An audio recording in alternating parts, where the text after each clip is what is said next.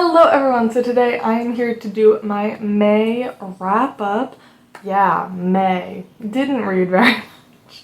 I read 6 books, but to be completely honest, if I did not have my Patreon book clubs, I would have read 4. Like, I gave up on reading literally like a week and a half into the month and then had to sprint read the last 2 books. So not a great reading month, but I read some really good books. We had some quality over quantity this month, so in my opinion that's more of a win than reading more. So yeah, let's just get on into the books that I read this month.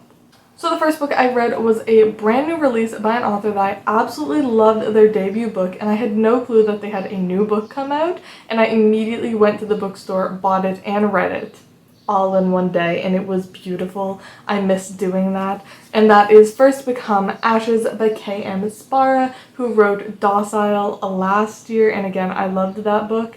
So I was really excited to see what he came up with next. And yeah, this was so fascinating to me. This was just, like, I don't know how I'm going to explain this book. Let's see. First off, lots of trigger warnings. The author actually gives his own trigger warning at the beginning of this book. It says, First Become Ashes contains explicit sadomasochism and sexual content, as well as abuse and consent violations, including rape. So this has a lot of trigger warnings. I would recommend looking them up on Goodreads before getting into this book, because yeah, there's a lot of abuse, sexual abuse, child abuse, but also, yeah, like issues of consent, and like consent in sadomasochism, if that makes sense. And then also cults. This book has a lot to do with cults, which I feel like should be a trigger warning of itself. I will say, I have been on the lookout for a good cult book for a very long time that wasn't a religious cult, because I find the religious cult trope just so boring. It's just been done way too much in movies and TV shows and books, and it's just so overdone and stale at this point. So I've been on the lookout for a good cult book, and I've read quite a few like cult books that always turn out to be religious even if they say that they're not. And yeah, this one, not religious cult book. So if you're interested in that, this is your book. So basically we follow 2 young boys who live in this cult sanctuary, which is right outside of a city. Like, they live up on a hill just outside of a city, and I think it's Baltimore, actually. And basically their entire lives they have been training to destroy monsters, because they believe that they have magic abilities and that they are able to take down these monsters that are infecting the rest of the planet and humanity, and they need to save mankind, basically. Like, they are the chosen ones and they are meant to save the world. And basically the first boy, you're supposed to leave on your 25th birthday. So the first boy leaves before the other one, and only a couple weeks after he leaves, they are raided by regular human beings who are not in the cult, and they are all taken in for questioning and to testify against the cult leader as a person who literally held them there against their will and you know, abuse them and all of that kind of stuff. So we follow one boy who completely understands and knows that like they were being abused and that this was a cult and that what they were taught was not true. And then we follow another boy who is our main character, Lark, precious being, must be protected, who doesn't understand that he still believes that humanity is being infected by monsters and that he needs to defeat them. And this was just such an interesting story, because first off, you have 2 very interesting point of views and obviously an amazing setup for this, but then you also get a lot about like social media. And basically Lark like stumbles upon Comic-Con and like makes a friend who is like a cosplayer, and it was super interesting. And basically you follow Lark on his mission to take down the monster that is making humanity suffer. And yeah. But yes, we do get quite a few flashbacks from when the 2 boys were still in the cult and like growing up in the cult, because they had actually been born into it. And there is quite a bit of sexual abuse and rape that happens in those parts that the people don't necessarily realize is sexual abuse or regular abuse. So yeah, definitely big trigger warnings. Again, I love this author. I love that he takes really difficult topics and conversations and puts them into such fascinating storylines and worlds. I think he does fantastic. I know a lot of people seem to have problems with both of his books, but I love them. And I gave this like a 4.75, maybe a full 5-star. It might end up on my favorite books of the year list. We will see. I'm still like marinating in it, but this might be a full 5-star. So yeah. And then I read a highly anticipated book by me, and that is Notes of a Crocodile by Q Miao Jin, and this was translated from Taiwanese, and basically this book is so much. It is described as a post-literary or postmodern literary work where we basically follow a bunch of queer misfits who are in college. And this was so interesting because we follow our main character who has a lot of trouble coming to terms with her sexuality as a lesbian or a person who likes women. She doesn't put a real word to it, but she likes women, and her different kind of friends she makes along the way, and her very unhealthy obsession with another girl that she is in love with, and kind of just her story through college. I thought that this was fascinating. This has some of the most beautiful writing I've ever read. It was so beautifully done, and I thought that this kind of very chaotic, messy, like almost hazy, dreamlike like way that this was written and made, which kind of gives it that postmodern feel to it. It just was so captivating, and it kind of like, I graduated undergrad a couple of years ago now, and like kind of reminded me of undergrad, which is such a weird time in everyone's life, like even without trying to figure out your sexuality and like all of that kind of stuff.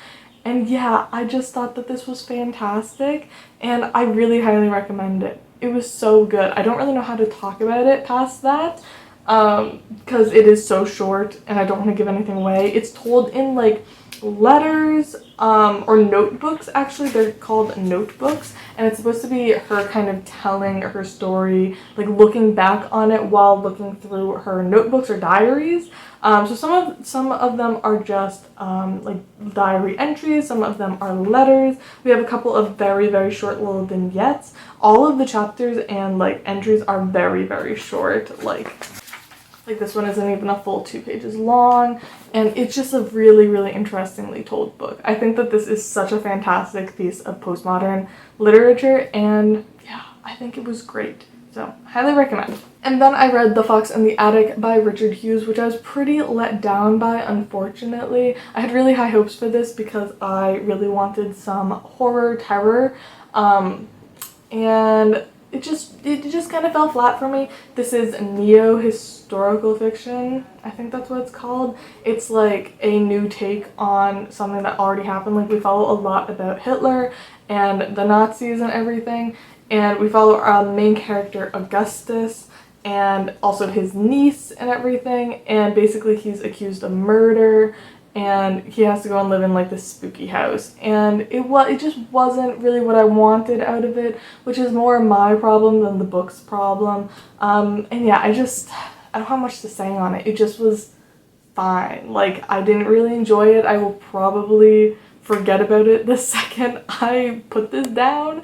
But yeah, I think I ended up giving like a 2.5 out of 5 stars. I felt kind of bad giving it anything too low because this book has really bad reviews on Goodreads, and I feel really bad. So yeah, it was fine.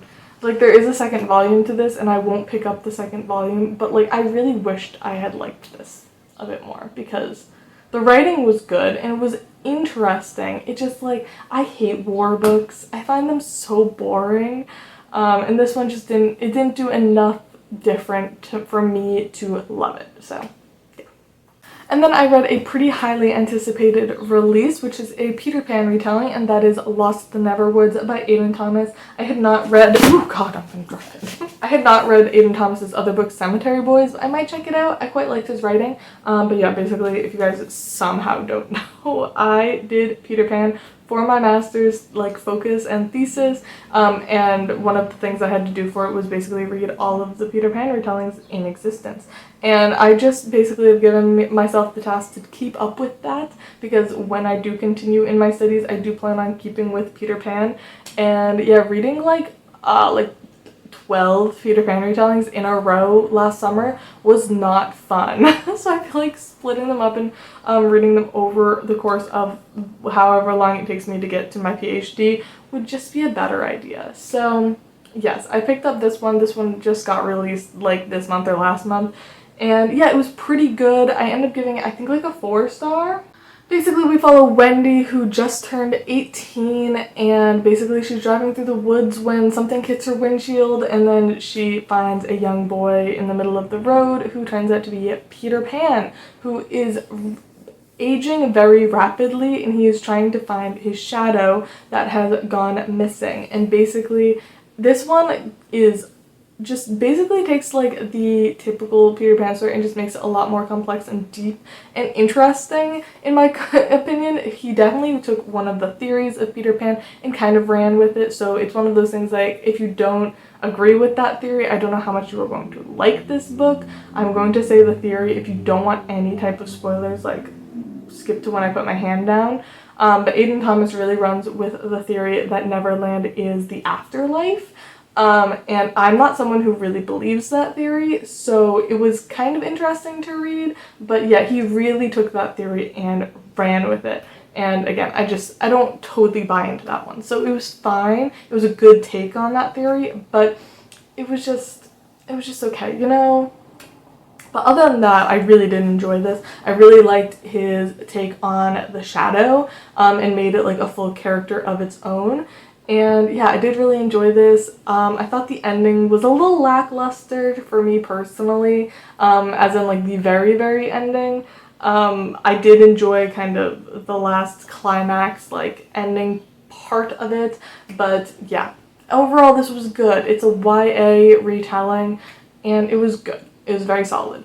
4 stars. Highly recommend if you're a big Peter Pan fan. I am going to probably be making a video in the next couple of months about Peter Pan retellings and like my favorite ones and just recommendations. I did make a video all about like where to start with Peter Pan on my channel like last January, and I think that that's a pretty good video to read, but a lot of people have asked like for a video specifically on retellings, so I will be making that eventually. And next up, I read my Patreon book club read, and that was Tokyo Unm Station by Yu Miri, and this was from my translated literature at Japanese literature book club. And yeah, I really ended up liking this one. I have had this on my list for so long, so I'm really glad it hit the mark for me. Basically, we follow a man who is now dead. He is a ghost who is haunting a very specific location in Tokyo at Unm Station. And he basically goes through a lot about his life, flashing back, talking about his child dying and his wife dying, and also a lot about how his life weirdly had a lot of connections to the imperial family. I took this from the description as like he was going to end up being in the royal family, even though he's like impoverished and homeless. But no, it was more just like really weird coincidences throughout his life like lined up with the royal family. And I thought that was really, really interesting. I loved those parts. But yeah, this handled so much so well. I think it talked a lot about grief and a lot about like regret, because this man basically, he spent his entire life away from his family. Like there's a line in the book that he was like, after his wife died, he was like reflecting and being like, if you added up every single day, like all of the hours that he actually spent with his wife, it probably wouldn't add up to a full year of time, because he was just constantly working and constantly away from home. And so he felt this immense guilt, especially again when his son died and when his wife died. And it was very, very well done in my opinion. And then also there is so much commentary on this on homelessness and poverty in Japan specifically.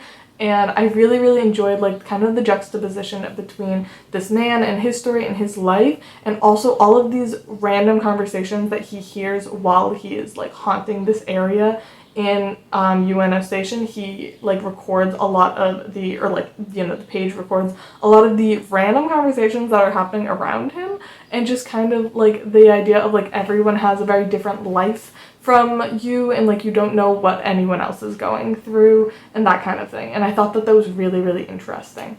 And yeah, I just thought this was really well done. I really, really enjoyed the writing. I absolutely flew through this book. I sat down to like start it, and I ended up reading the entire thing in one sitting. So it was really good. Really highly recommend. I feel like I've not seen anyone talk about this one. So if you're into Japanese literature, definitely check this one out. And next up we have The Beast of a Book. I think Goodreads literally says I started this May 8th, and I only just finished it, like at the very end of the month. And I did not read it for the majority of that time. I basically binged this book in like 5 days. Like I read the first 200 pages over the course of like a day or two, and then I just literally binge read the last 500 pages in like 3 days because I was like, I need to finish this for my wrap up. But that is my other Patreon buddy club read, book club read, because I do a classics one and a translated literature one, so this is the classics one, and that is Devils by Fyodor Dostoevsky. I'm so angry. I have already packed up like in a box in my storage unit with tape over it and everything, all my sticky tabs to be able to tab stuff, so I'm just gonna have to show you guys my dog ears instead, which is not nearly as satisfying. But yeah, all of those are like things that I marked throughout the book to be able to put tabs in later. So yeah, this is my 4th Dostoevsky book, right? I've read The Idiot, Brothers Karamazov, Crime and Punishment, and now Devils. This one I feel like was very middle of the road for me. Like The Idiot is my favorite, and then Crime and Punishment, and then this one, and then Brothers Karamazov for me. Obviously, I really love how this is written. I think that Dostoevsky is weirdly accessible. Like, I feel like he and a lot of the Russian, like, big Russian people are kind of intimidating and scary because it's like, oh, God, they're huge, and, like, Russian is so hard to, like, read or whatever, and the names are weird. But I feel like he's so accessible to read, and I always really enjoy his writing, or like, you know, the translated version of his writing. So basically in this one, we follow a young group of like revolutionaries, is that what they're called? And in the beginning of the book, in the first half of the book, first part of the book, 200 pages of the book, we follow basically like the main character's like parents, and it's like 30 years of like them and like kind of the spark to create the revolution. The first part is so confusing and chaotic, but all the summaries are like, that's on purpose to foreshadow the chaos of the rest of the novel.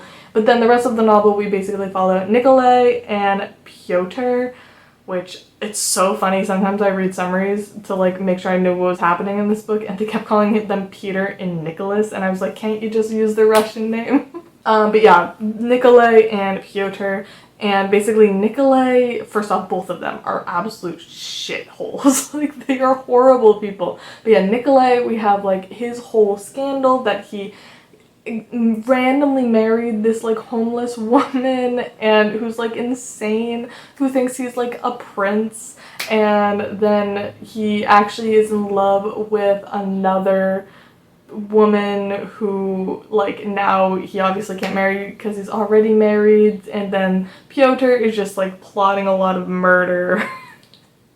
So much murder happens in this book.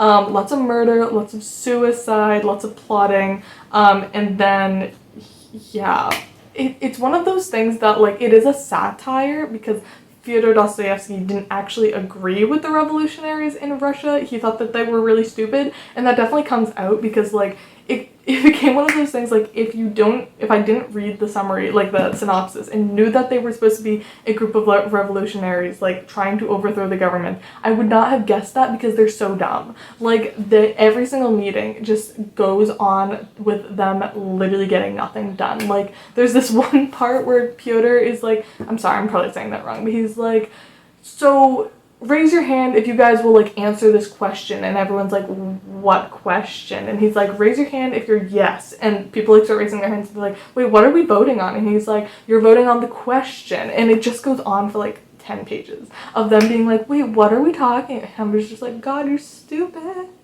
And so it definitely came out that this was supposed to be a satire in those scenes, and also just kind of really show how violent and unnecessarily violent and unnecessarily like plotting and like doing things that like a lot of these Russian revolutionaries were to Dostoevsky's point of view. And yeah, this has a lot. I will say that there is a thing with this book that chapter 9 of part 2 was apparently so bad to Russian society that they completely cut the chapter, but most books now have it, but I do recommend checking to see if it's actually in your book or if it's in an appendix when reading it, because I personally think it is 100% necessary to understand the rest of the book.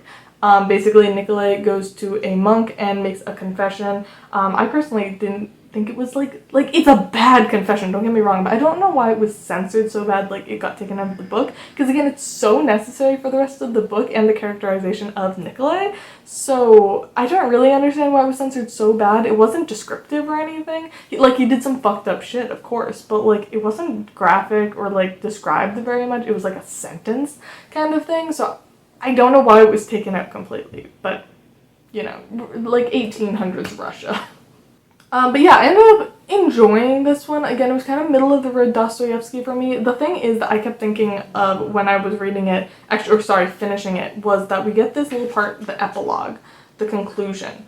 And I would have preferred 700 pages of this, because it obviously goes over everything that happened in the, like, after the book, like, finishes, because also our narrator is a character in this book, and I kept forgetting that he was a character. Like, he feels like such a third-person narrator that's just, like, a voice in the void, but he was a character, and it was really weird, but he's, like, recounting the events afterwards. So in the conclusion, he's like, it's been 3 months, and, like, this is what happened, and I would have preferred this book to be about this little conclusion.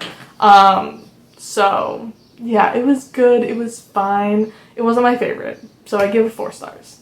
It was fine. It was good. Like, you know, 4 stars is not bad. It was just, like, not what I was expecting, and I had hoped for a 5 star, so 4 star. Yes. But anyways, I hope you guys all enjoyed this wrap-up, and definitely tell me down in the comments below if you have read any of these books, as well as what you guys read in May. And anyways, I love you all, and I'll see y'all soon. Bye!